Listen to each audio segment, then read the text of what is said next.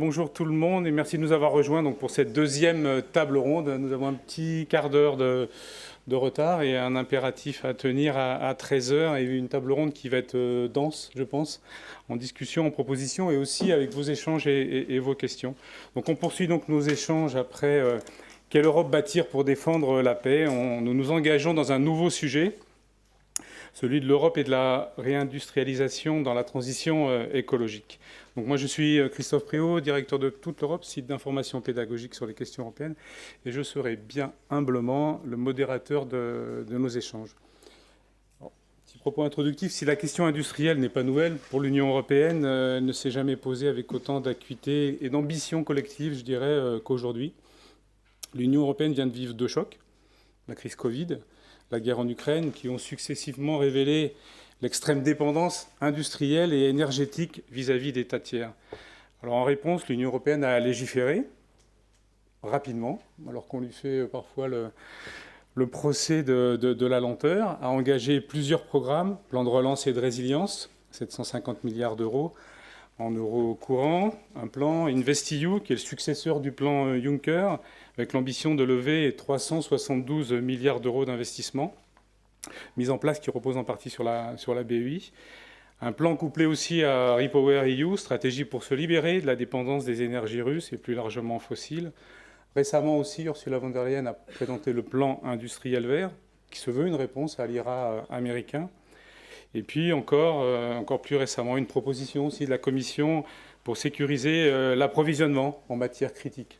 On pourrait dérouler le fil longuement, parce que beaucoup de décisions et de propositions ont été faites ces derniers temps. Je pense que plus personne maintenant ne peut ignorer qui est le commissaire breton, parce qu'on le voit souvent, régulièrement, et plutôt pour des bonnes nouvelles.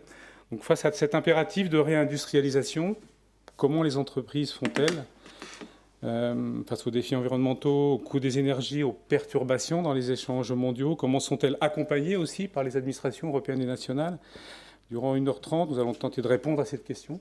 Évidemment, nous allons parler de souveraineté économique. Nous allons aussi parler d'Europe qui protège ou d'Europe plus protectionniste en fonction de là où on se place face à l'agressivité chinoise ou américaine, du verdissement de l'industrie. Jusqu'où aller pour concilier réindustrialisation et environnement? Parlerons aussi d'innovation, d'énergie verte pour atteindre l'objectif fixé par l'Union européenne qui est celle de la neutralité carbone en 2050. Donc je le disais, 1h30 d'échange avec nos intervenants. Madame Nathalie Georges, bonjour. Donc chef du service des politiques macroéconomiques et des affaires européennes à la Direction générale du Trésor, ministère de l'économie et des finances, de la souveraineté industrielle et numérique. Monsieur Paolo Casalino, ici à ma droite, directeur général en charge du plan national de relance et de résilience, ministère italien des entreprises. On vous remercie d'avoir fait le voyage jusqu'à Rome. De Rome jusqu'à nous à Paris, pardon. Nous aurions bien aimé aller à Rome, peut-être. Invitez-nous, nous viendrons. Monsieur Olivier Garçon, directeur de la DG Comp, donc pour tout le monde le sait, la DG de la concurrence à la Commission européenne. Monsieur Ambroise Fayol, vice-président de la Banque européenne d'investissement.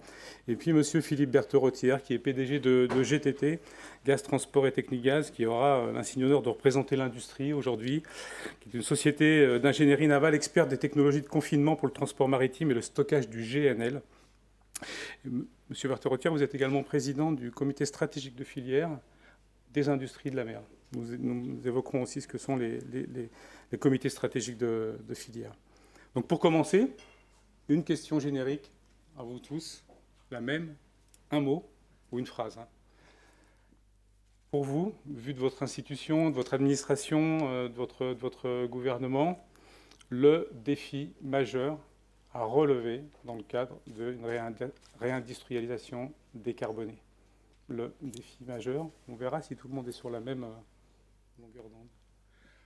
Commençons par vous, Monsieur Casalino, vous êtes là, à ma droite.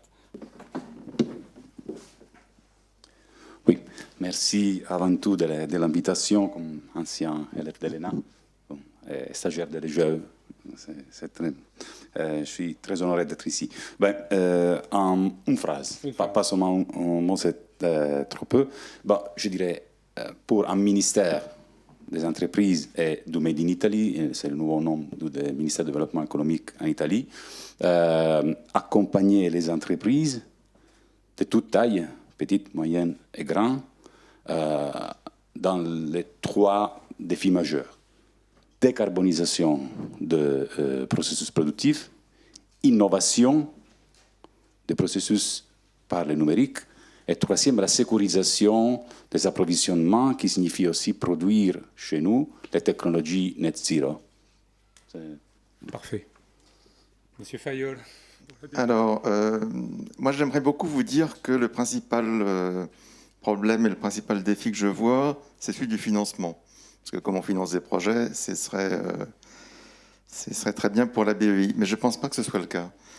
Pour moi, et d'ailleurs quand on interroge les entreprises, c'est très souvent ce qu'elles nous disent, le principal problème, c'est celui de la formation, des compétences, de la capacité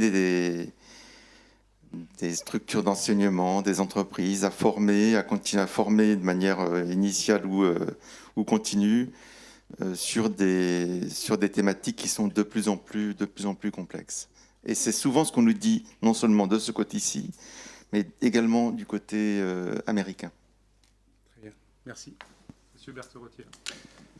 Oui, pour un industriel, le défi, c'est de s'adapter. S'adapter d'abord à des réglementations. Il peut y avoir, par exemple, des réglementations par pays, par région, réglementation européenne et réglementation internationale. Et on le voit particulièrement sur le transport maritime, où maintenant vous avez des réglementations européennes plus ambitieuses que les réglementations internationales, telles qu'elles sont émises par l'OMI, ce qui est parfaitement destructeur pour une activité par essence internationale comme l'est le transport maritime. Donc s'adapter aux réglementations, s'adapter aussi à un terrain de jeu qui n'est pas aplani, naturellement, comme ces réglementations ne sont pas les mêmes, et éventuellement des industriels bénéficient d'une prime à la carbonation dans certains pays, alors que dans d'autres, ils sont très fortement pénalisés par les réglementations sur la décarbonation. Et pour un ensemble comme l'Europe, qui est en avance sur la décarbonation, c'est quelque chose qui peut jouer dans un sens de la destruction industrielle, de la désindustrialisation. Voilà. S'adapter aussi financièrement, non pas sur le plan des financements, mais sur le plan des notations. Il y a une foule d'agences de notation environnementale qui sont entrées dans cette activité comme une nouvelle activité. Et aujourd'hui, les entreprises doivent répondre à chacune. Parce que les fonds d'investissement, que ces entreprises soient privées ou cotées, se réfèrent à un système. Et donc, vous devez répondre à chaque agence à des centaines de questions, multipliées par des dizaines d'agences. Je vous laisse faire la multiplication. Elles doivent donc mettre en place toute une logistique pour répondre à ces questions qui sont éminemment lourdes et coûteuses, au risque de ne pas pouvoir accéder au financement des fonds. Merci, Monsieur Berthe-Rottier. Merci, bonjour à tous. Moi, je dirais simplement, mais ce sera moins simple à faire, la définition et la mise en œuvre d'un agenda de souveraineté industrielle européenne, parce que c'est à la fois le bon échelon pour répondre aux défis climatiques et aux défis économiques. Et pour ce faire, s'inspirer des grands principes qui ont sous-tendu la mise en œuvre du plan de relance européen, dont l'efficacité est claire, hein, c'est-à-dire la solidarité et la coordination européenne, qui ont permis d'aller vite et fort. Moi, au risque de vous surprendre, je dirais que notre principal défi, ça va être de gérer la complexité. C'est de gérer la complexité. Parce que ce bref échange le montre bien, on a besoin de mettre en place sur une assez longue période, sur 30 ans, des blocs qui sont très différents. Technologie, financement, ça reste quand même important, pas seulement en termes de volume de financement, mais en termes de qualité de financement.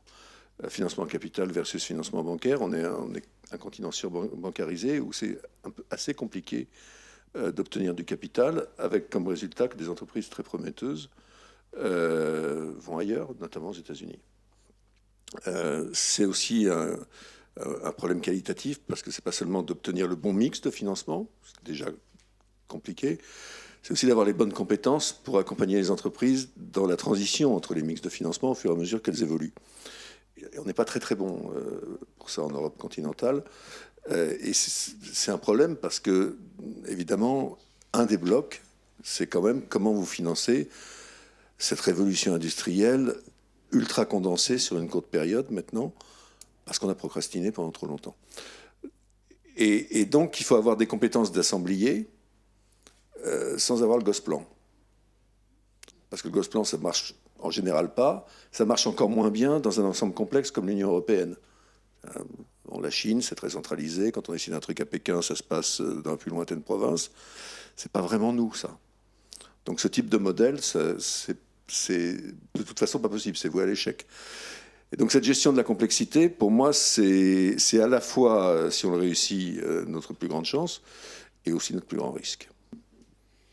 Merci. Donc on voit dans ces réponses la grande diversité qu'on a dit, formation, innovation, adaptation, et la grande complexité aussi, évidemment. Donc, je vais relancer avec vous, finalement, monsieur Garçon, puisque vous êtes ici la représentation de la Commission européenne et de l'Union européenne. C'est vous qui aussi impulsez et réglementez. Peut-être un bref, rapide et historique des dernières décisions qui ont été prises. Et est-ce que vous considérez aujourd'hui, justement, au regard de ces interrogations, la Commission et l'Union européenne répond bien à l'ensemble de ces objectifs et de ces ambitions? On a encore 1 heure devant nous.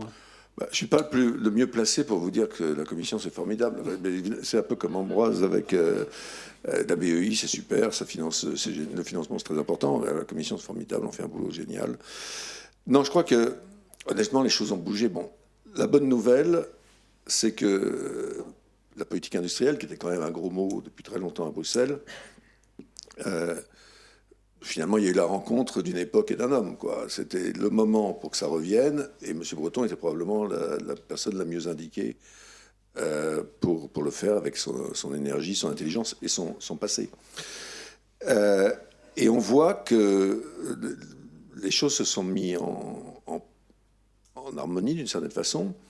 On oppose souvent, c'est un débat qui me rajeunit, parce que c'était le débat il y a 30 ans quand je suis arrivé à la Commission, c'était de nouveau le débat ces dernières années. Politique de concurrence, politique industrielle, c'est la même chose. Justement, on se dit que la Commission s'est plus occupée de la concurrence et des consommateurs que... Oui, mais attendez, je vais vous prendre quelques exemples, vous allez comprendre. Mais c'est la même chose à la fin, parce que qu'est-ce que c'est qu'une politique industrielle? Enfin, une politique industrielle qui n'est pas une politique de compétitivité de long terme, c'est pas très intéressant. Une politique industrielle dans laquelle des gens comme moi, c'est-à-dire des technos, vont aller choisir qui va être le vainqueur et qui va être le vaincu, ça marche jamais. Donc une bonne politique industrielle, elle met en place les paramètres pour que les gens comme vous, monsieur, puissent faire leur boulot d'une manière optimale. Et la politique de concurrence, c'est un peu la même chose, pour être honnête. Si je prends par exemple l'exemple des relocalisations, il va falloir, et de la sécurisation des chaînes d'approvisionnement, il y a quelques domaines dans lesquels il faut faire des relocalisations, parce qu'on a des surdépendances insupportables, parce que c'est dans des technologies qui irriguent toute l'industrie, par exemple les microprocesseurs, c'est l'exemple type, et parce que la surdépendance, elle n'est pas par rapport à n'importe où dans le monde, elle est par rapport à un endroit qui géostratégiquement est problématique. Donc certainement, il faut prendre des mesures pour lesquelles il faut adapter les règles de concurrence, ce qu'on a fait, pour relocaliser.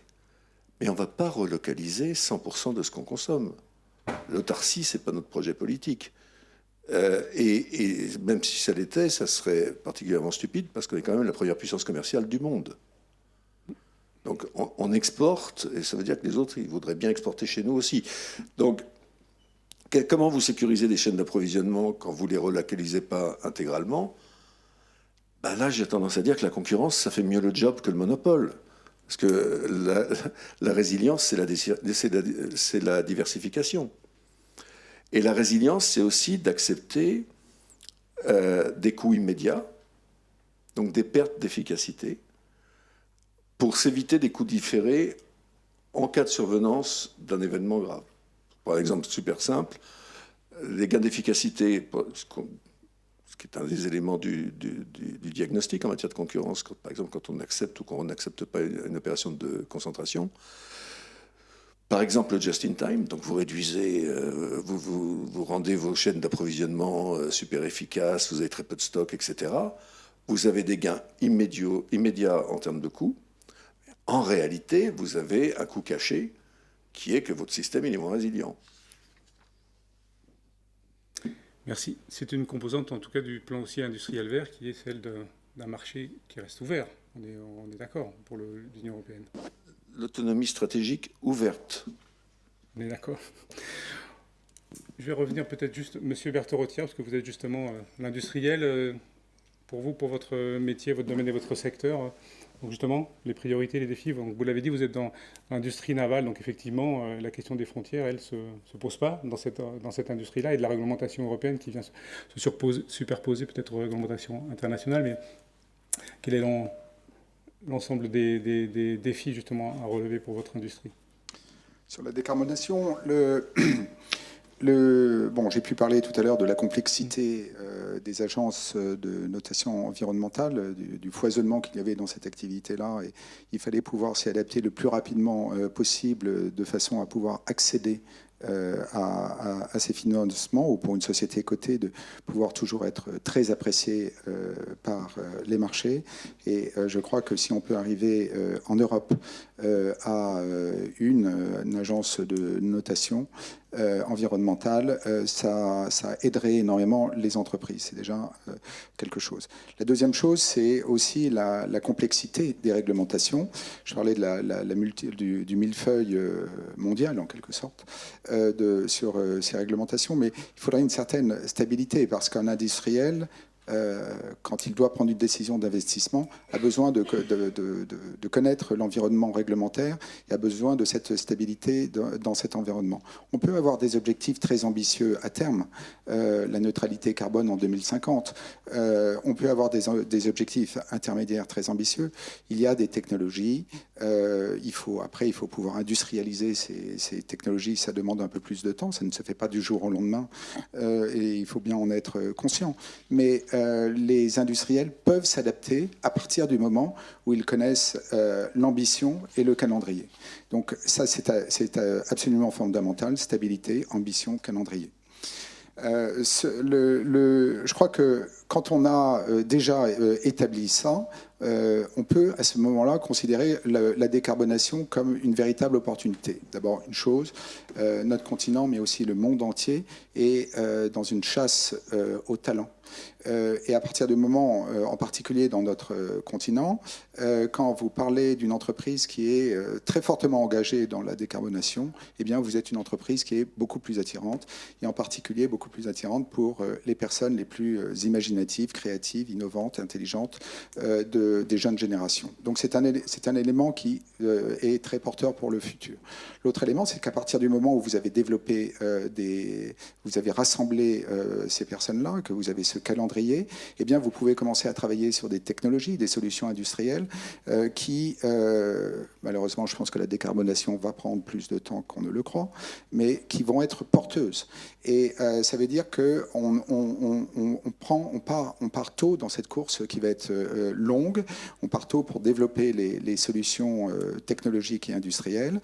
Et là où d'autres se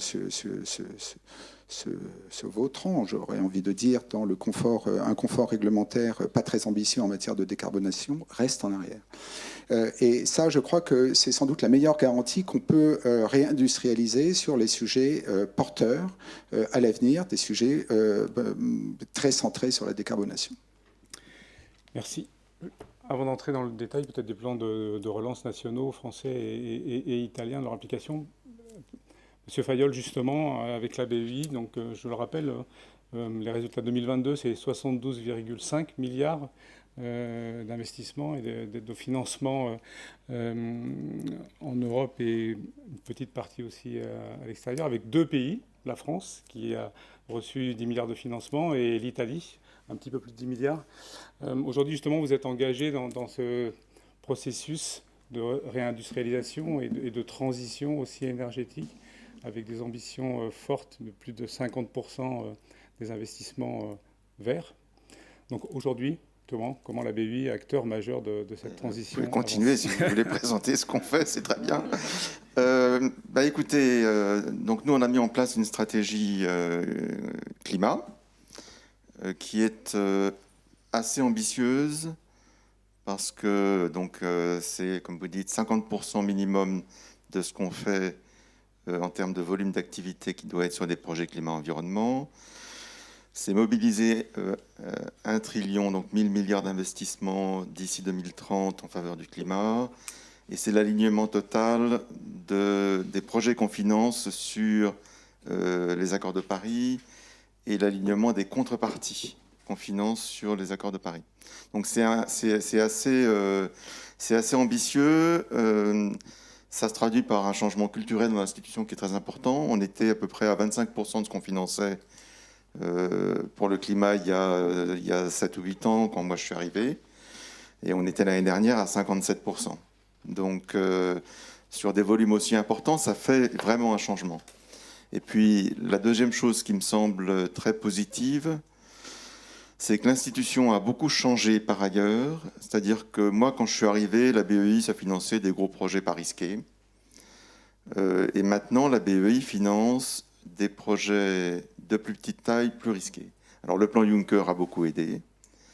Mais au-delà du plan Juncker, on a maintenant des équipes qui financent beaucoup plus qu'avant des projets de recherche dans l'industrie pour, par exemple, utiliser de l'hydrogène pour décarboner l'industrie hautement émettrice, que ce soit dans la sidérurgie ou le ciment, ou bien sûr tout ce qu'on peut faire pour financer le développement en Europe d'une capacité de production de batteries électriques importante. Et on a financé en plusieurs fois une entreprise comme Northvolt en Suède.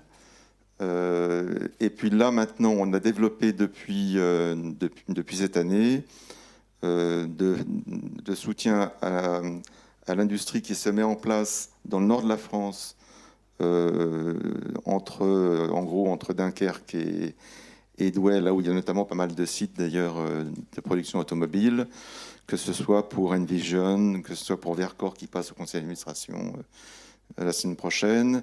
Et ce qu'on a fait dans ces cas-là, c'est qu'on a financé d'abord un démonstrateur, c'était le cas à Northvolt, c'était le cas à Vercor, où on a financé le démonstrateur pour voir si ça marchait la technologie. Et puis derrière, on a financé la Gigafactory.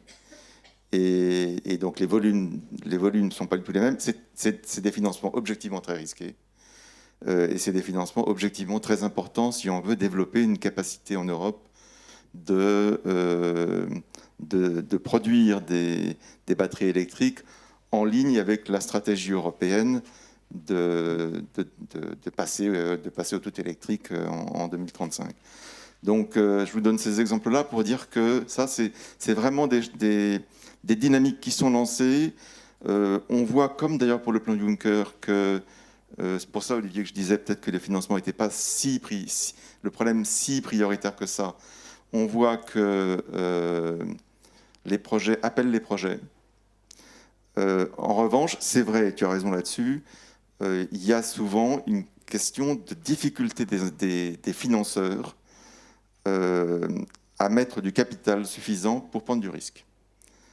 Et on n'arrivera pas à développer des innovations, et il en faut dans ces secteurs-là, sans prise de risque. Voilà. Alors je dis un mot sur ce qui marche moins bien. Pour moi, ce qui marche moins bien, c'est pas tellement dans la thématique de la réindustrialisation d'ailleurs. Mais on est une banque d'atténuation. On n'est pas tellement une banque d'adaptation. Et alors ça va aussi avec les projets qu'on finance. Mais ce qu'on voit de plus en plus, c'est qu'il faut absolument intégrer dans les projets climatiques une dimension adaptation, c'est-à-dire une dimension sur comment est-ce qu'on prend en compte le fait que le changement climatique est déjà là. Et que, par exemple, quand on finance un projet à la suite des inondations terribles qu'il y a eu en Allemagne et aux Pays-Bas l'année dernière, et en Belgique, eh bien, il faut intégrer le fait qu'on ne reconstruit pas de la même façon quand ce sont des événements qui avant étaient centenaires et qui aujourd'hui sont au mieux tous les 10 ans. Et donc ça, il faut qu'on l'intègre plus dans la manière dont on prépare, dont on discute avec les promoteurs des projets, de nos projets. Et puis il y a une deuxième composante qui pour moi est essentielle si on veut réussir les objectifs de changement climatique en Europe, c'est ce qu'on appelle la transition juste. C'est que on convainc l'ensemble des Européens de la nécessité de le faire et d'être prêts à soutenir plus ceux qui en ont plus besoin. Et ça passe aussi par ce qu'on appelle le narratif sur tout ce qu'on fait sur le climat. Moi, je pense, par exemple, qu'on doit plus aider en Europe de l'Est que dans les pays d'Europe de l'Ouest. Parce qu'ils ont des problématiques très complexes sur lesquelles ils ont besoin d'être aidés. Et ils sont prêts à aider. Ils ont des stratégies. Les Polonais ont une stratégie climat ambitieuse. Et on finance en Pologne beaucoup plus que ce qu'on finançait avant. Donc, il faut le mettre en place. Il y a des mécanismes de transition juste aussi pour financer des projets de modernisation, en gros, verte en Europe. Mais je pense qu'il n'y aura pas de transition si elle n'est pas juste. Il y a un fonds de transition juste. Il y a un mécanisme. Un mécanisme. Monsieur Paolo Casalido, à vous, pour le plan de relance italien. Donc le plan de relance italien, c'est 200 milliards d'euros de fonds européens, 40 milliards pour la France. Donc expliquez-nous un peu où est-ce que justement vous en êtes dans son application et quelles sont les priorités pour vous, pour l'économie italienne. Oui.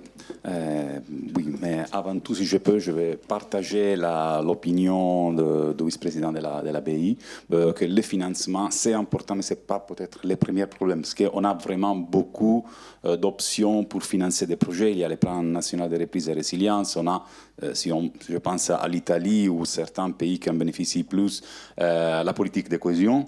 On a d'autres options dans le budget national et il faut alors faire des vraies synergies. Je pense que c'est ça les mots les plus importants. Mais pour ce qui concerne le plan national en Italie, je vais parler plutôt de la partie qui gère mon ministère, le ministère des entreprises, qui est pas trop loin, je ne sais pas s'il y a un bien ou quelque chose de mal, parce que c'est très lourd pour nous, mais très intéressant, pas loin des dimensions de tous les plans nationaux de la France. Parce que le ministère, MIMIT, c'est l'acronyme de mon ministère, gère 27 milliards d'euros pour le moment, qui est, je dis pour le moment parce qu'on a, vous l'avez évoqué, on a encore la partie annexée REPowerEU. On va voir d'ici la fin de l'année quels seront les chiffres finaux. Mais en tout cas, en Italie, on a 6 missions. Le plan national de reprise et résilience est partagé en 6 missions, en 6, on dirait, piliers thématiques. Et les montants que vous avez évoqués est aussi complémenté par 30 milliards d'euros dans le plan national interne qui est complémentaire au plan national de reprise et résilience. C'est-à-dire qu'il faut, c'est 191 plus 30. Et encore, alors, pour ce qui concerne mon ministère, des 6 missions au niveau national, nous, on travaille sur 4. Mission 1 est compétitivité et digitalisation de l'industrie, mais aussi de l'administration publique. Deuxième, mission 2, est la transition verte. La 4e mission, innovation, recherche. Et la 5e, c'est l'inclusion territoriale, dans laquelle nous, on prend en charge seulement une mesure très importante, qui est la promotion de l'emploi des entreprises de tout type, et en plus, en particulier, des entreprises de femmes. Alors, Deux mots sur deux choses. Nous, on a une réforme et 11 mesures d'investissement. Je crois que la chose la plus intéressante ce matin, c'est de dire que nous, on va contribuer, le plan national de reprise et résilience du ministère des entreprises en Italie contribuent de façon très importante à certains des piliers les plus importants des politiques européennes, mais aussi nationales dans ce secteur. Premier côté, on a parlé de la production des technologies critiques ou de certaines technologies qui sont très importantes pour la transition verte, pour la transition numérique. Je fais seulement quelques exemples, je ne parle pas trop de mesures, je parlerai de quelques projets. La Gigafactory pour les panneaux solaires à Catania, par exemple, gérée par Enel, très important. La Gigafactory pour les batteries à Termoli. Ou bien encore l'investissement d'STM, qui en plus est un sujet très partagé, et, encore une fois pour les microprocesseurs en Sicile, et aussi, je pense aussi à d'autres mesures. La grande mesure qu'on a s'appelle Transizione 4.0, c'est Industrie 4.0, qui avec 13 milliards d'euros a aidé beaucoup les investissements dans les machines, dans le renouvellement des entreprises et de leur processus productif. Et alors, je pense que le plan national de reprise et résilience est quelqu'un de très important, mais il faut, pour terminer comme j'ai commencé, toujours le voir avec les autres opportunités de financement et placer les projets où il est mieux par rapport à leur durée. Le plan national va terminer en 2026, la politique de cohésion va terminer en 2029, et aussi un autre enjeu qu'on a, et on a une petite mesure dans le plan, c'est aussi de mobiliser les capitaux privés. Avec la Caisse des dépôts en Italie, on a une mesure en equity et quasi-equity qui est fait plus ou moins sur le mécanisme de la BEI. Et je pense aussi, c'est l'autre enjeu, mettre à côté du financement public aussi la mobilisation des capitaux des entreprises. Merci. Merci. Madame Nathalie Georges, alors Merci. pour le plan français, Oui. justement. Merci. Alors, je commencerai peut-être juste par rappeler qu'effectivement, il y a un choix quand même assez original et unique qu'a fait l'Europe, c'est de faire un plan à la fois de relance et de résilience, c'est-à-dire le court terme et le moyen terme, et même le long terme, dans un seul instrument.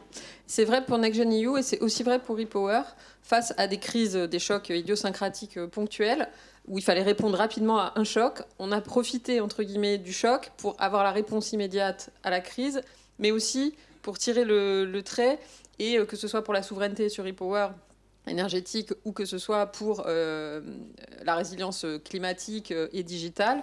Voilà, avec un seul instrument, on a fait en quelque sorte une pierre deux coups, et c'est quand même assez original.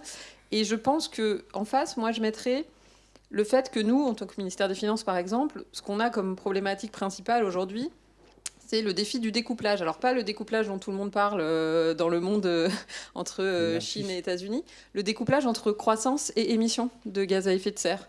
Notre défi aujourd'hui, c'est de poursuivre la croissance pour pouvoir la redistribuer et conserver les acquis de notre modèle social et économique, tout en se décarbonant. Et ça, c'est un vrai défi, parce que sinon, vous avez la décroissance qui fait baisser les émissions.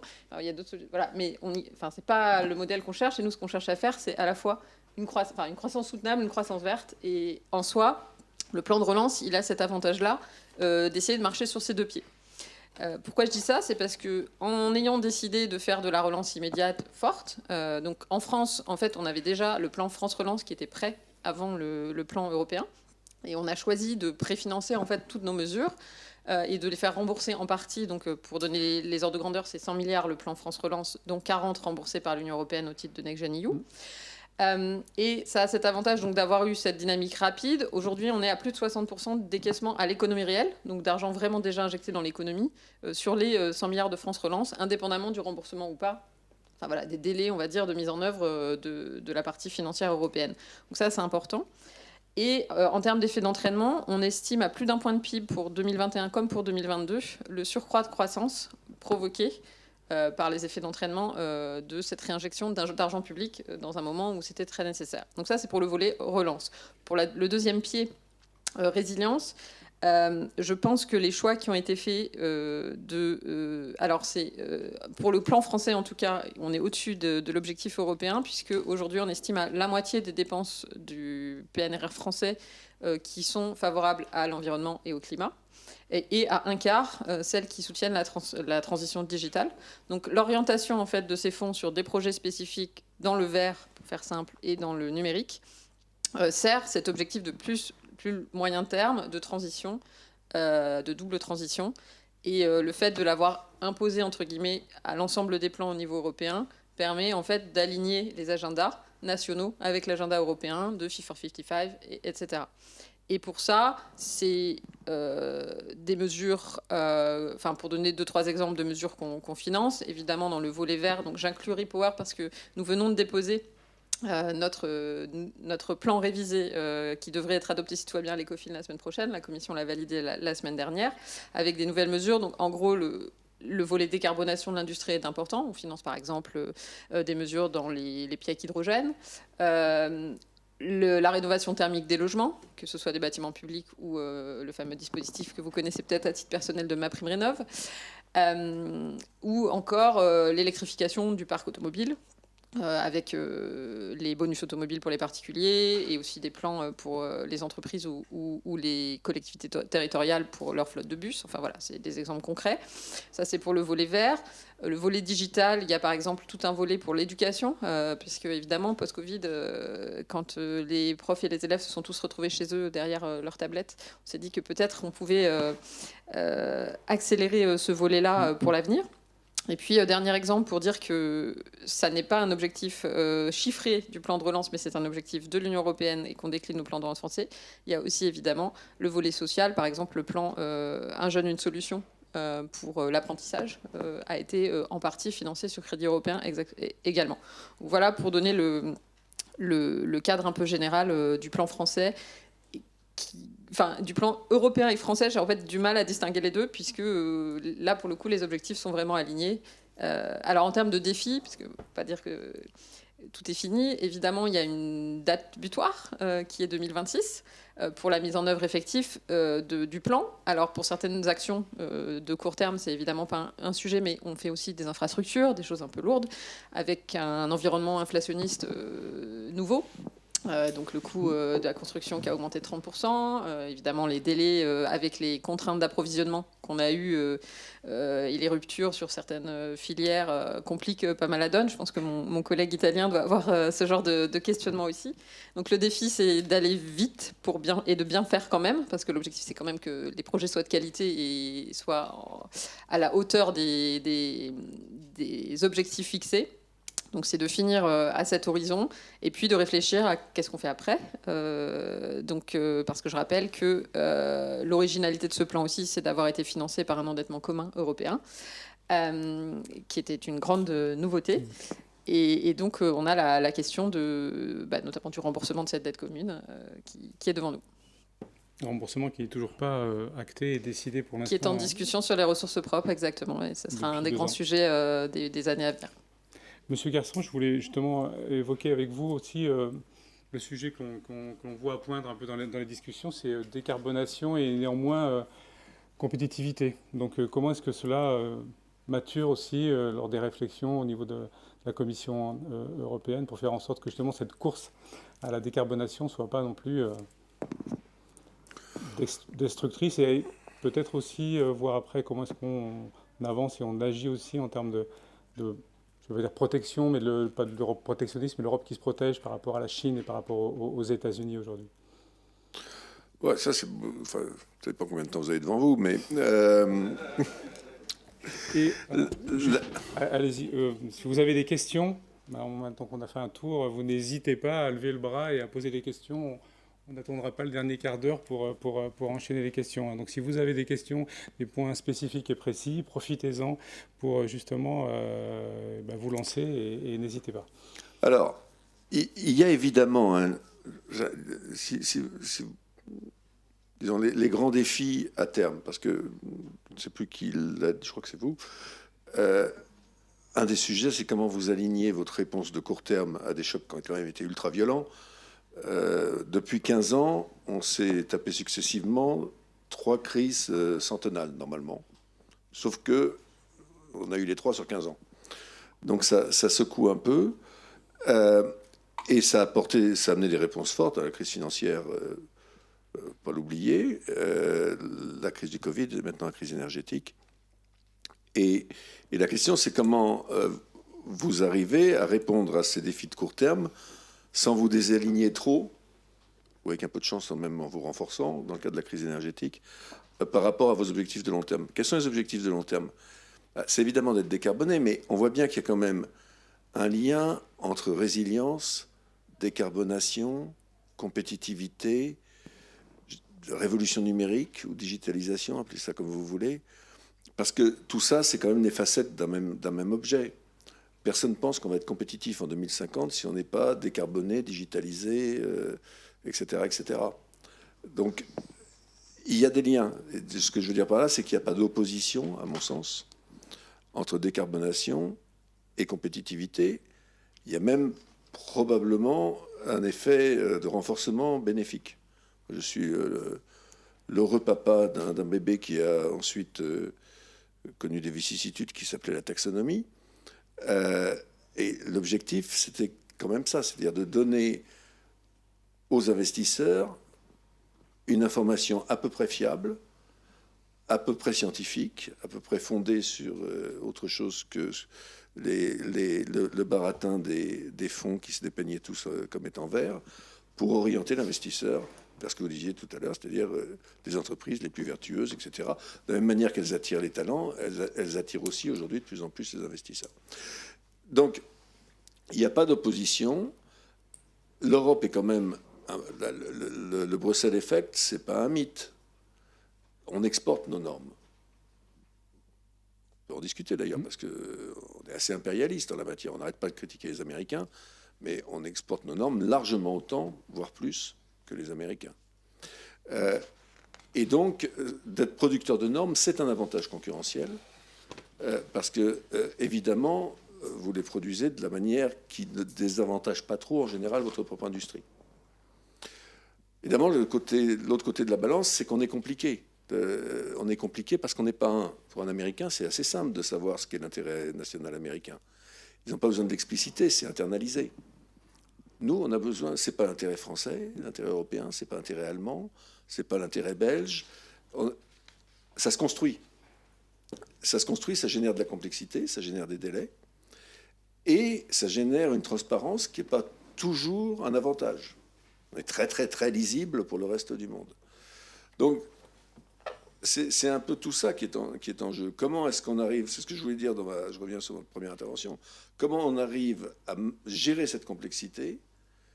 Si on y arrive, on aura un avantage décisif, parce qu'on est les pionniers, on est en avance sur tout le monde, et c'est à nous d'en faire un avantage concurrentiel. Si je regarde l'histoire des 40 dernières années, c'est quand même à peu près toujours la même chose. C'est l'Europe est la première à reconnaître les grands enjeux, bien avant les Américains. On est les premiers à bouger. Les Américains se réveillent en général beaucoup plus tard, et en 3 ans, ils nous sont passés devant. Okay. C'est bien, mais quand ça fait la 3e ou la 4e fois que ça se produit, il faut commencer à se poser les bonnes questions. Comment est-ce qu'on peut conserver l'avantage d'être le premier à avoir bougé et pas se tirer systématiquement des balles dans le pied? Un dernier mot sur le protectionnisme. Les gens qui ont regardé les études économiques très nombreuses qui ont été faites après la Grande Dépression savent que le mouvement protectionniste qui est né pendant la Grande Dépression et qui s'est développé dans le monde entier est le principal facteur qui explique qu'elle ait duré si longtemps. Et c'est également le principal facteur qui explique ensuite que la relance de la croissance ait été sous-optimale par rapport à ce qu'elle aurait pu être. Donc ce n'est pas forcément une bonne idée. Et quand on regarde ce qui se passe aujourd'hui, par exemple, les mesures que prennent en ce moment les Chinois sur la restriction à l'exportation, c'est pas forcément complètement étranger à toutes les politiques que vous avez mentionnées tout à l'heure, Net Zero Act, Critical Raw Material, etc., etc. Ils font des choses qui ne sont pas très différentes de ce qu'on fait. Et on n'est pas très très bien fondé à s'en plaindre quand on fait la même chose ou voire pire. il faut quand même que l'ensemble reste à peu près sous contrôle, parce que personne, sûrement pas les Chinois, mais nous non plus, n'avons intérêt à un monde qui se referme. Et en même temps, on voit bien que, notamment à cause des problèmes d'empreinte carbone, mais pas seulement, on doit, j'aime pas beaucoup le mot, mais peut-être à défaut de mieux, je vais l'employer, on doit gérer une forme de déglobalisation. Et cette forme de déglobalisation, on peut en faire aussi un avantage concurrentiel. Parce qu'on a peut-être intérêt à prêter un peu plus d'attention à la dimension extérieure de notre politique industrielle. Comme j'ai dit tout à l'heure, on ne va pas relocaliser l'ensemble de nos chaînes de valeur dans l'Union. Ce n'est pas possible. Par contre, on n'a peut-être pas intérêt à les conserver en Chine. On a peut-être intérêt à les relocaliser plus près. Accessoirement, dans les endroits où il y a aussi des avantages de coût et où on a un avantage à une stabilisation politique qui peut être amenée par un développement économique, et je pense à la rive sud de la Méditerranée. Donc, tout ça, c'est un ensemble, mais le protectionnisme, d'abord, je crois que nous, on n'est pas protectionnistes. On a pris des mesures très fortes en matière de décarbonation, et on a pris des mesures d'ajustement aux frontières sur la taxe carbone, oui, qui ont pour but simplement de rétablir une forme d'équité concurrentielle.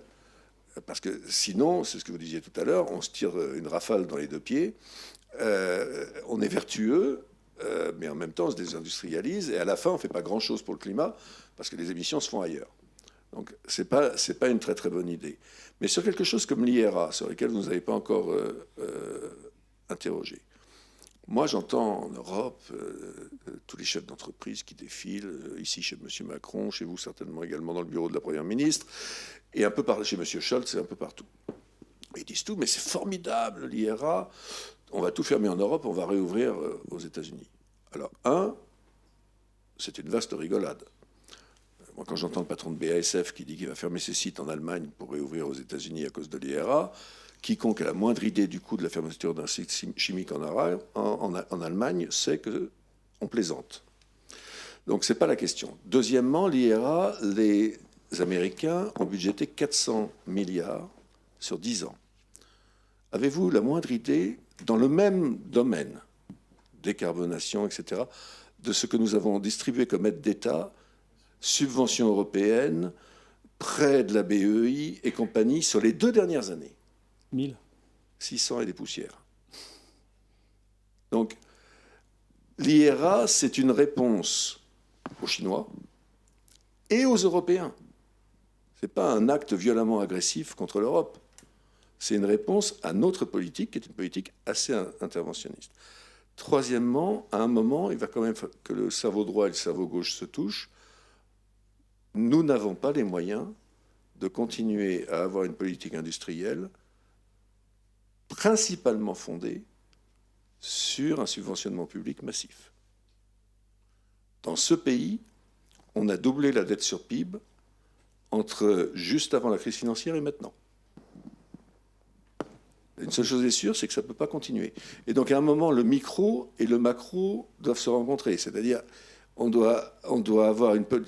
Bien sûr qu'on va devoir continuer à donner des subventionnements publics, mais pas... Je vous donne un exemple très simple. Compte tenu des prévisions de prix de l'électricité, compte tenu de la baisse des coûts des renouvelables, est-ce qu'on doit continuer à subventionner les fermes solaires et les fermes éoliennes? Non. Plus un rond. Par contre, il faut subventionner la décarbonation des process industriels, parce que ça, on a besoin que ça se passe plus vite que les industriels peuvent le faire en conditions de marché. On a beaucoup de choses, évidemment, et beaucoup d'éléments. Je ne sais pas si vous avez des questions, mais effectivement, on n'aura peut-être pas le temps d'aborder la dette publique, mais c'est grand écart aussi dans les 27. Hein, c'est 170% du PIB en Grèce et c'est 30% au Danemark, me semble-t-il. Donc, comment on mène aussi une politique dans ce cadre-là? C'est compliqué. Et puis, vous parliez tout à l'heure des États-Unis qui sont 1, l'Europe qui est les 27. Il y a aussi une politique industrielle à 27, mais aussi quand même concurrence intra-européenne. Et peut-être on parlait tout à l'heure des matières premières critiques. J'aurais aimé aussi entendre Madame Georges et Monsieur Casalino, parce que les 3 ministres de l'économie italiens, français et allemands se sont rencontrés le 26 juin. Donc c'est tout frais, justement, pour engager une coopération sur l'approvisionnement et le raffinage et la production sur ce sujet. Oui, tout à fait. Enfin, je pense que ça vient même d'un peu plus loin. En tant que Française, je suis forcée de dire que c'est à l'agenda France. Enfin, la France poussait ce type d'agenda à l'échelle européenne depuis plus longtemps que la crise énergétique. C'est aussi la rencontre, on va dire, d'un projet et des circonstances. On parlait tout à l'heure du commissaire, mais c'est vrai aussi pour son pays d'origine. Donc, bien sûr, l'agenda de Versailles a été, on va dire, l'occasion de prendre à bord nos partenaires d'un projet de plus longue haleine. On avait déjà, notamment en franco-allemand, il y avait eu le manifeste pour une politique industrielle européenne du XXIe siècle de Altmaier et Le Maire en février 2019. Et puis, voilà, ça faisait un moment qu'on travaillait sur adapter le cadre réglementaire européen aux nouveaux défis, renforcer l'assertivité de notre politique commerciale aussi, hein, on n'en a pas parlé, mais c'est important. Et puis, évidemment, financer les investissements en public, mais aussi, et là je vous rejoins complètement, en privé, en matière d'innovation. Donc voilà, on vient d'un petit peu plus loin. Sur le sujet spécifique des minerais, juste... Oui, concrètement, comment ça... Ouais. Donc il y a effectivement donc la trilatérale du 26 juin à Berlin avec l'Italie et l'Allemagne. Pour approfondir notre coopération, c'est un petit peu tout sans doute pour vous dire exactement comment. Je mentionne juste qu'il y a l'initiative européenne, mais c'est aussi en G7, donc avec nos partenaires plus larges, qu'on travaille sur ce sujet. Donc, enfin, voilà, je pense que tout le monde a pris conscience récemment de l'importance du sujet, du retard aussi. Il faut à un moment appeler les choses par leur nom qu'on pouvait avoir pris par rapport à la Chine. Hein. Il ne suffit pas d'avoir un accord de commerce avec le Chili pour avoir du lithium. En fait, la mine, derrière, elle est déjà chinoise au Chili. Donc, c'est plus compliqué que ça. Donc, voilà, il va y avoir une course, c'est clair, sur ce sujet. Et on essaye, voilà, on a peut-être raté le premier départ et on essaye là de se mettre ensemble pour le rattraper. Monsieur Casalino. Oui, je voudrais... Oui, allez-y. Je vous remercie aussi pour cette question qui me permet de parler avec mon deuxième chapeau de coordinateur des groupes de travail entre Italie et France sur la politique industrielle, entre moi et Thomas Courbe à Bercy. Eh bien, j'arrive très vite à votre question, mais je pars de la déclaration conjointe qu'on a signée Italie et France le 3 mars à Rome, très concrète avec les deux ministres, et qui va bientôt s'élargir à un plan d'action italo-allemand, aussi avec l'Allemagne, je crois, d'ici la fin de l'année. Alors, les travaux qu'on est en train de faire, la déclaration commence avec un principe, coopérer pour une Europe plus verte, plus unie et plus souveraine, mais il y a aussi des domaines concrets. Vous en avez évoqué un, je vais parler seulement de celui-là parce qu'on a un peu des contraintes de temps. Matière première critique, comme il a été dit, il y avait déjà un travail qui avait débuté depuis très longtemps entre les deux pays. Et après l'Italie s'est ajoutée. Les trois pays, le 26 juin, ils ont aussi signé un accord. Comment on va progresser? D'un côté, au niveau administratif, on est en train d'établir un groupe de coopération entre les trois pays, mais de niveau plus concret, il y avait déjà un fonds souverain en Allemagne. Il y a un fonds souverain en France. L'Italie vient de les constituer avec les décrets Made in Italy. Et alors, il y aura aussi des moyens, si on n'a pas moyen, excusez-moi, pour la répétition, de constituer un fonds de souveraineté au niveau européen. Et on a plutôt décidé d'aller vers la plateforme STEP. Peut-être on va parler, c'est quelque chose d'intéressant. Mais alors, les trois pays qui sont un peu les moteurs de l'Europe, c'est bien qu'ils ont trois fonds de souveraineté qui peuvent parler entre eux et aussi, parce qu'il ne faut pas oublier qu'à Berlin, le 26 juin, il y avait aussi les PDG de certaines entreprises. Il n'y avait pas seulement les États, il y avait aussi les entreprises les plus engagées dans le secteur de la transition verte des matières premières critiques. C'est très important, excusez-moi aussi, de bâtir des coopérations entre les trois secteurs industriels. Et on est en train de le faire. Monsieur Fayolle, je vous ai un peu brimé, parce que vous vouliez rebondir sur Monsieur Garçon, c'était les investissements publics après. C'est trop tard. Bon, ok. Est-ce que vous avez des questions? Vous avez des micros? Est-ce qu'il y a des micros qui circulent ou pas?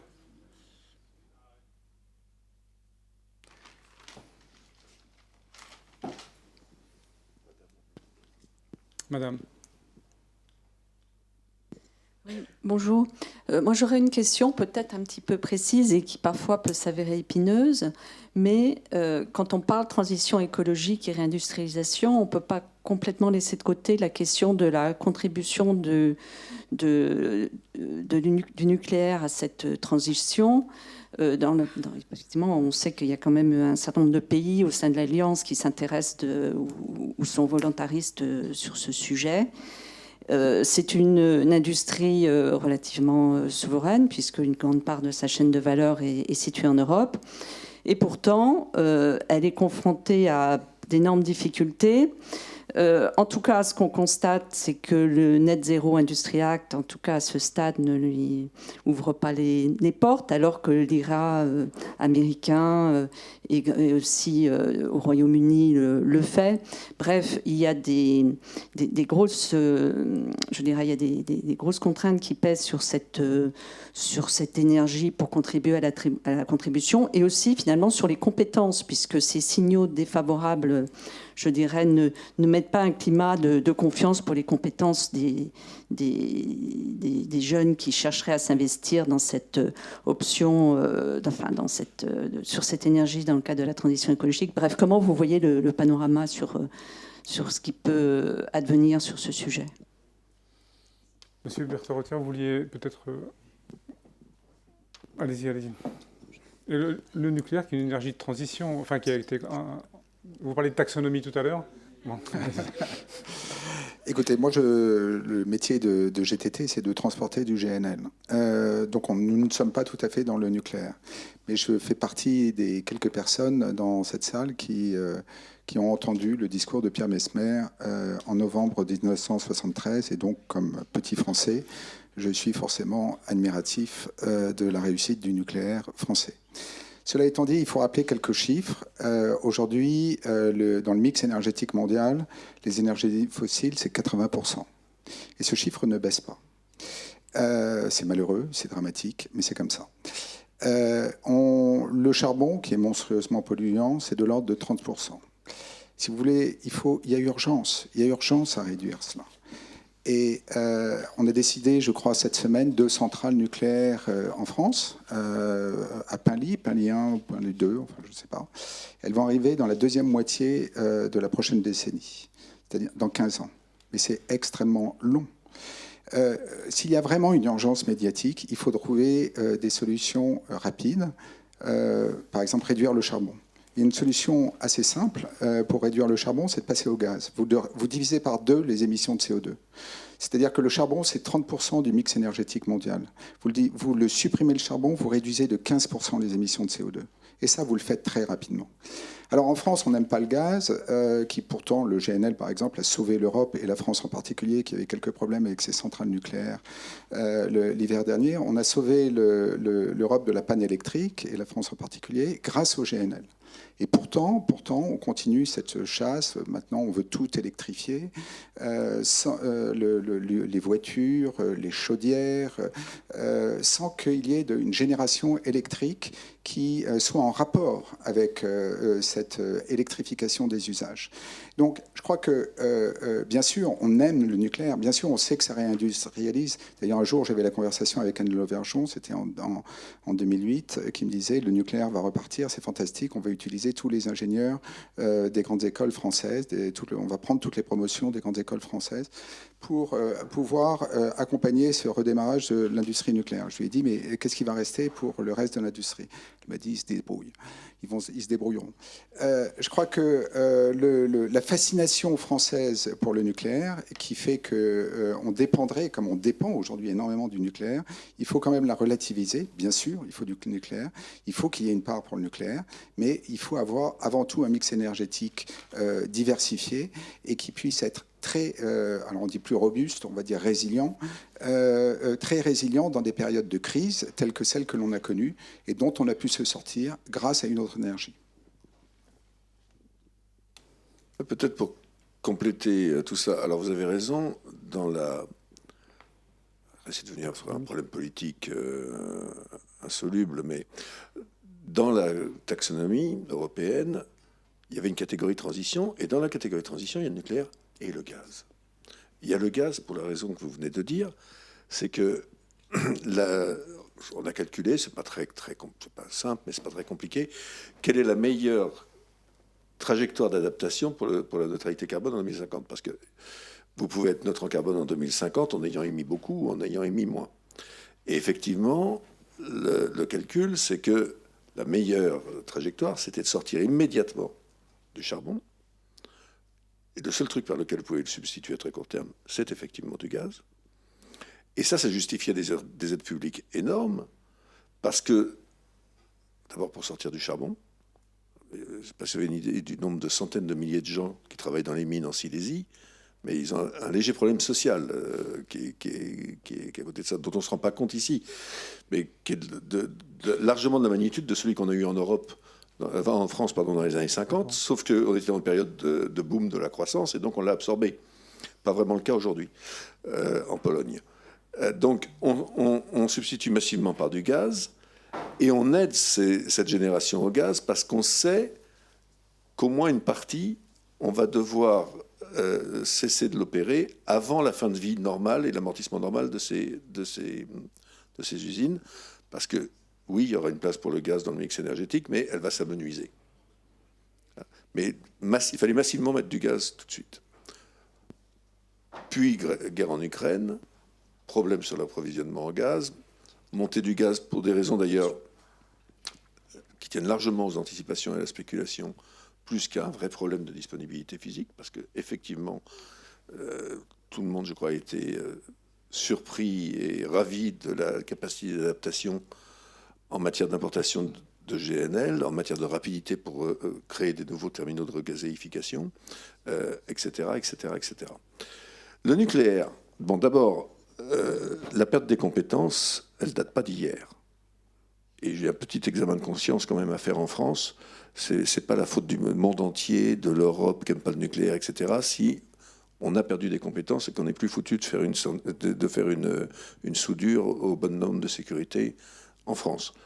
Personne nous a obligés à multiplier par je ne sais pas combien le coût de l'EPR de Flamanville et à faire exploser ses délais.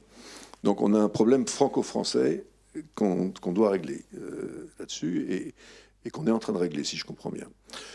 Ensuite, le nucléaire, c'est comme le gaz. Ça a une place dans la trajectoire, qu'on aime ou qu'on n'aime pas le nucléaire. En tout cas, c'est le plus mauvais moment pour le débrancher. Et donc, ça a une place dans la transition parce que ça produit de la base décarbonée. Or, et ça c'est la troisième remarque que je voudrais faire, moi je suis quand même effaré de voir qu'après des années pendant lesquelles les gens comme les gens d'Air Liquide qui prônaient les vertus de l'hydrogène prêchaient dans le désert, et aujourd'hui les mêmes gens d'Air Liquide sont effarés parce qu'ils entendent sur l'hydrogène. C'est comme si l'hydrogène allait être la solution à tous nos problèmes.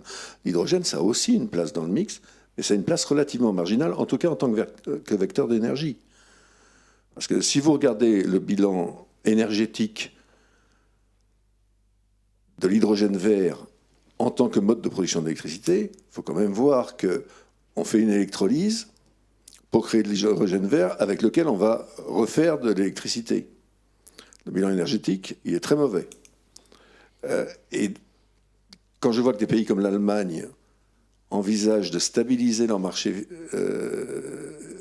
électrique avec de l'hydrogène, et à partir de 2035, avec de l'hydrogène vert, en même temps qu'ils conditionnent toutes les aides d'État à la décarbonisation des process à de l'hydrogène vert, pas besoin d'avoir fait Polytechnique pour calculer que même si tout l'hydrogène vert produit en Europe allait en Allemagne en 2035, il n'y en aurait pas assez.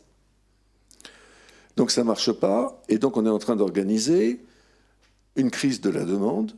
On a une demande captive d'hydrogène vert, ils sont obligés d'en prendre, ils s'y sont engagés, c'est les conditions de l'aide, sinon ils remboursent des centaines de milliards d'aides. Et cet hydrogène vert, il n'existera pas. Donc, voilà, ça ne fonctionne pas. L'hydrogène qu'on aura, il faut le réserver sur les usages sur lesquels il n'est pas remplaçable. Et ça, c'est important, mais c'est relativement marginal dans l'ensemble du mix. Monsieur Fayol, peut-être. Juste là, sur ce point-là, puis je dirais un mot sur le nucléaire. Nous, on pense effectivement que l'hydrogène bas carbone a un rôle très important à jouer dans certains secteurs, et notamment dans la décarbonation des industries fortement émettrices. Donc tout ce qui est sidérurgie, etc. Et que là, ça peut jouer un rôle de plus important, que c'est une partie importante des émissions de CO2 aujourd'hui. Mais effectivement, il ne faut pas en attendre trop non plus. Alors nous, je trouve qu'on est assez représentatif à la BEI des ambiguïtés ou des contradictions européennes sur le nucléaire. Parce que le nucléaire est éligible au financement de la BEI. Et moi, depuis que je suis là, c'est-à-dire depuis presque 9 ans, on a dû financer 2 projets de sécurité nucléaire. Alors on en voit passer de temps en temps. Ces projets sont horriblement conflictuels en conseil d'administration. Ils passent. Et c'est évidemment c'est des débats très longs et peu sympathiques. Et par ailleurs, les projets nucléaires qu'on fait, c'est évidemment quelque chose qui contribue à la décarbonation de l'économie, mais ils sont comptabilisés 0% en climat chez nous. Et quand on fait des émissions d'obligations vertes, et on a été les premiers à faire des émissions d'obligations vertes en 2007, et on en fait maintenant sur presque la moitié de notre programme de financement annuel, eh bien, on n'inclut jamais des projets nucléaires en face des émissions vertes qu'on fait. Et ça, c'est parce que les investisseurs qui achètent ces obligations-là nous ont fait passer le message, en tout cas certains d'entre eux, qu'ils considéraient que c'était très problématique si on l'avait fait. Et donc voilà, on essaye d'avancer. Ce que vous avez dit sur les débats sur le Net Zero Industry Act, c'est exact. Hein. Ça n'empêche pas du tout, par exemple, que s'il y avait des demandes de financement des small réacteurs français, des SMR, moi je suis convaincu qu'en tout cas c'est éligible, parce que c'est très innovant et parce que ça contribue à la décarbonation. Après, on entre aussi dans des débats qui sont pas seulement techniques et pas seulement financiers. Monsieur ? Oui, bonjour. Vous l'avez tous rappelé, les objectifs ou l'ambition que nous, en Europe, on porte dans le cadre du European Green Deal, il est assez ambitieux.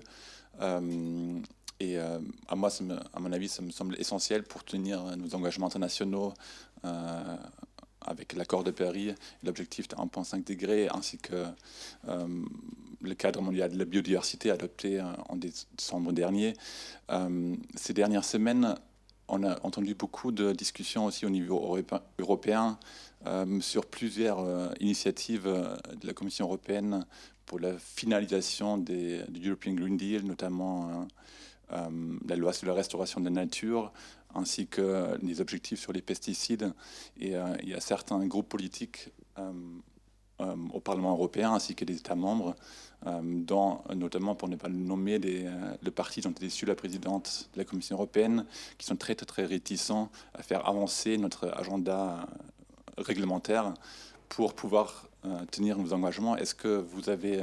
quels avis portez-vous sur ces difficultés à faire passer la réglementation qui me semble essentielle pour tenir nos engagements internationaux? Merci beaucoup. Spécifiquement sur la restauration de la nature? De manière générale, sur les... D'une manière générale, la présidente, elle a beau être effectivement membre d'un parti qui est affilié au PPE, le moins qu'on puisse dire, c'est que sur ces sujets-là, elle n'a pas été timide depuis le début de son mandat. Et elle continue de ne pas l'être. Donc voilà, je crois qu'elle assume parfaitement de ne pas être complètement alignée avec le groupe PPE du Parlement. Et la Commission, elle reste déterminée. Ceci dit, il y a un truc qui est embêtant dans la vie, dans nos démocraties occidentales, c'est le processus démocratique. Donc, les technos comme moi, ils aimeraient bien qu'on s'en débarrasse, mais malheureusement, les gens ont l'air d'y tenir. Donc voilà, on a élu un Parlement européen. Il fait des tas de choses avec lesquelles je suis en désaccord. Mais c'est le Parlement élu. Et donc, s'il n'y a pas de majorité au Parlement européen pour voter cette législation en l'état, eh ben, il faut faire ce qu'a dit M. Timmermans, qui lui n'est pas issu d'un parti membre du PPE, comme vous l'avez noté. Il faut négocier. Et l'histoire de l'Europe, c'est quand même ça, c'est de négocier. On a rarement exactement ce qu'on voulait, ou ce que moi, je peux juger être optimum. Mais qui suis-je pour le juger? Et donc voilà, et les gens qui ne sont pas contents avec la position que prend le PPE, eh ben, ça tombe bien, dans moins d'un an, ils vont avoir l'occasion de mettre un bulletin dans l'urne. Et c'est comme ça que ça fonctionne en démocratie. L'art du compromis. Monsieur. Johannes Kindler. J'ai consacré toute ma vie professionnelle à l'énergie et à l'industrie.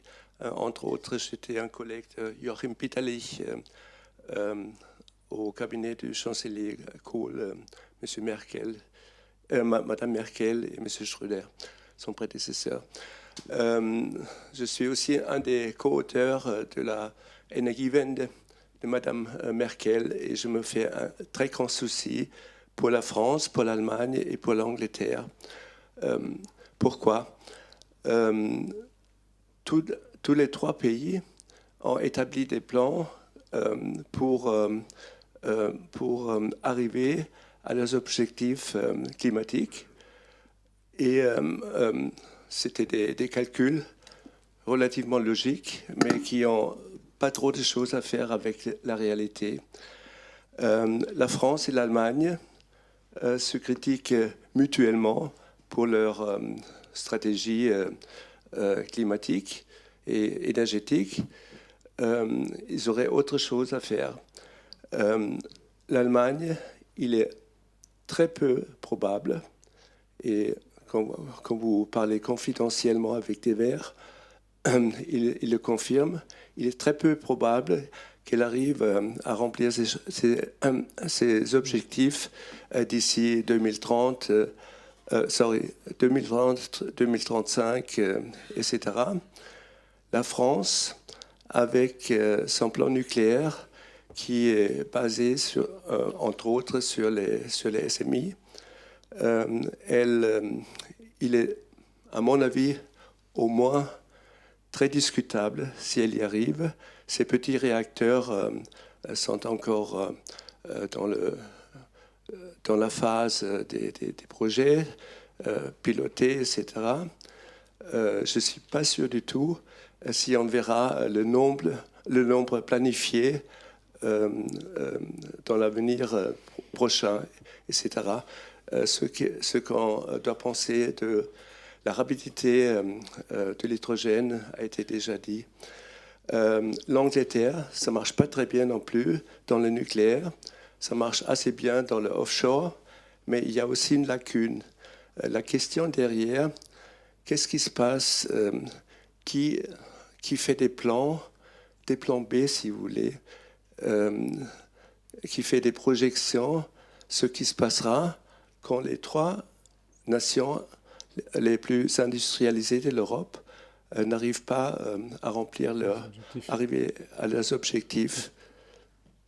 Ça repose la question du mix énergétique de l'Union européenne. Les objectifs à 2030, c'est 42,5% d'énergie renouvelable. Alors, à date aujourd'hui, il faudrait doubler la production d'énergie renouvelable, me semble-t-il. Est-ce que les objectifs sont atteignables, justement? Est-ce que ça pose cette question que pose monsieur, me semble-t-il? Est-ce que quelqu'un veut arbitrer? Monsieur Casalino ou monsieur Bertorotière, vous êtes...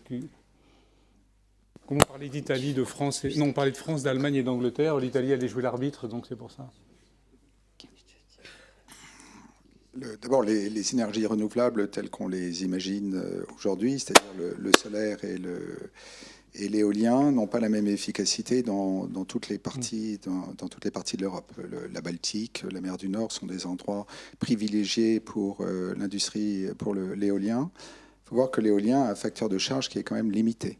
Et que pour le gestionnaire de réseau, et vous pouvez aller, il y a des applications sur vos smartphones pour voir ce que sont les énergies, les mix énergétiques à tout moment. Et vous pouvez voir que les énergies renouvelables peuvent s'arrêter tout d'un moment, tout d'un coup. Alors que le gestionnaire de réseau doit faire une électricité de qualité. Ce qui veut dire un surinvestissement, parce que derrière, il faut qu'il y ait des énergies qui ne sont pas renouvelables, qui viennent pallier cette intermittence. Et là, on est sur un sujet qui est quand même très compliqué. C'est la panne électrique du Texas, l'état de l'oil and gas en janvier 2021. C'est très froid. On s'est rendu compte qu'ils avaient énormément de renouvelables. Et tout d'un coup, ils n'avaient plus de soleil, plus de vent. Et le Texas est tombé en grande panne électrique. Donc c'est d'ailleurs le sujet qu'a rencontré l'Allemagne en septembre, l'Allemagne et l'Angleterre en septembre 2021, qui a peut-être donné des idées à Vladimir Poutine sur la dépendance de l'Europe de l'Ouest au gaz. Donc cet horizon de mix électrique reposant énormément sur le renouvelable à l'horizon 2040, ça veut dire qu'on résout ce problème d'intermittence facilement par le gaz, avec un investissement supplémentaire. Vous faites 2 fois les investissements, mais enfin, c'est pas grave. Enfin, c'est pas très grave. Ou vous trouvez des solutions de stockage qui aujourd'hui n'existent pas. Vous parliez de l'efficacité de l'hydrogène pour faire de l'électricité, c'est hautement inefficace. Donc en fait, il faut regarder véritablement ce que l'on peut faire là-dessus et vous retrouvez une place très importante pour d'autres énergies que celles que l'on peut voir, pour sortir de cette binarité entre renouvelables nucléaires dans laquelle on est un peu enfermé aujourd'hui, pour être réaliste, pour pouvoir avancer très rapidement sur ce sujet de décarbonation qui est forcément urgentissime, en faisant une place à des énergies fossiles qui ont une empreinte carbone la plus faible possible. Est-ce qu'il y a d'autres questions? Les bras se lèvent. Oui. Je sais, on avait un impératif à 13h, donc... Monsieur Garçon, vous nous quittez, notre table ronde se termine. Alors, quelqu'un veut avoir un propos conclusif, peut-être, sur les ambitions, les défis, la marche un peu à suivre et la vision sur justement, demain, notre réindustrialisation décarbonée? Non? Monsieur Casalino, très bien.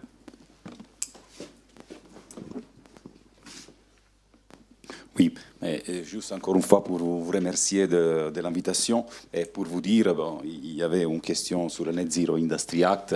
Oui, c'est vrai, mais aussi là, les objectifs sont très ambitieux du Net Zero Industry Act, mais il faut aussi dire que, par exemple, je pense que cet exemple pour aller faire des considérations, le Net Zero Industry Act, c'est un chapeau européen, mais les États sont déjà au travail. C'est impossible de ne pas travailler sur cette idée-là. Et je fais 2-3 exemples. Les premiers, par exemple, la production des technologies critiques, on l'a, et on est en train de travailler. M. Gerson, il est en train de sortir, mais on va s'appuyer encore plus sur l'assouplissement des aides d'État. On a dans les Temporary Framework Ukraine la section 2.8 qui nous donne une liste de technologies qu'on peut appuyer avec plus de aides d'État. Ça, c'est important. Nous, on va le faire. On a commencé à le faire avec des fonds nationaux, mais on va les relancer avec Repower, avec la Commission européenne, avec une mesure spécifique pour la production d'électrolysateurs ou bien de turbines éoliques, pour la subvention d'outils de recyclage, pour l'extraction des matières premières critiques.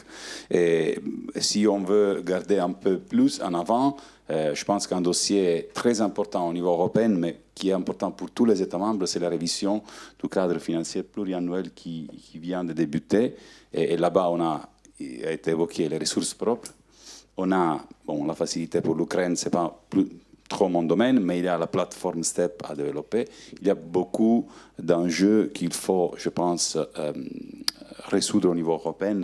C'est pour ça que je remonte en proposition qui était d'un commissaire qui n'est plus là, à la Commission européenne, mais il est toujours actif, M. Monti. C'était la production des biens publics européens par la voie et par les moyens européens. Et alors, les liens entre ressources propres, davantage de ressources propres, et la production des biens publics européens, je pense que c'est une chose qui va nous engager à moyen terme avec la révision du cadre financier, mais aussi plutôt quand on commencera à travailler sur le prochain cadre financier pluriannuel.